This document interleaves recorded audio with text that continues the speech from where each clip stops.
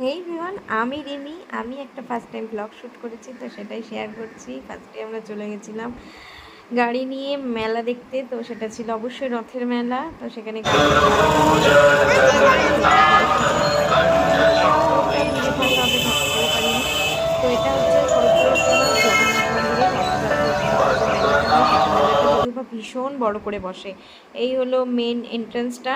ফার্স্টেই মন্দিরটা, এটা দিয়ে ঢুকতে হয়। মন্দিরে আমার যেহেতু ফার্স্ট আকর্ষণ থাকে বেলুন, তাই বেলুনেই চোখ চলে যায় আবার। এরপর প্রভুকে দর্শন করে, তো তাদের আশীর্বাদ নিয়ে, নমস্কার করে, প্রসাদ নিয়ে আমরা চললাম প্রভুকে একটু দেখতে। প্রভুকে দর্শন করার পরে জগন্নাথ দেবকে দর্শন করে, বলরাম সুভদ্রা দেবীকে দর্শন করে, বাট অপূর্ব সুন্দর করে না সাজিয়েছিল। কাছ থেকে না লাইটে এতটা বোঝাচ্ছিল না, কিন্তু কাছে গেলে না আরও সুন্দর মুকুট পরিয়েছিল, খুব সুন্দর লাগছিল।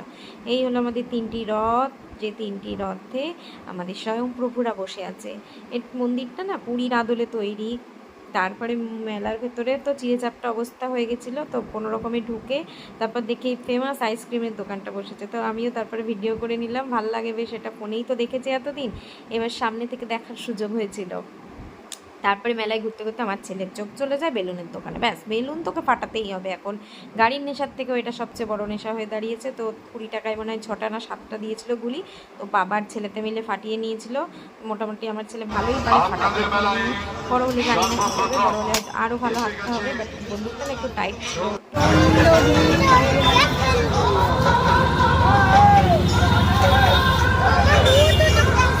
ওখান থেকে বেরিয়ে কোনো রকমে চলে আসি আর একটা মেলাতে। তো সেখানে প্রোগ্রাম হয়, 7 দিন ধরে প্রোগ্রাম হচ্ছিল। তো ভাল লাগে এই মেলাটা, বেশ হালকা থাকে, হালকা পাতলা ভিড় থাকে, সুন্দর লাগে। তো মেলাটা ছোট হলেও ভালোই দোকান বসে। তো এখান থেকে আমার ছেলে কিনে নিয়েছিল এই হেলিকপ্টারটা আর এই। তারপর মেলায় গিয়ে জিলিপি খাবো না তাই কি হয়, তাই জিলিপি কিনে নিয়ে বাড়ি চলে আসি। আজকের জন্য টাটা।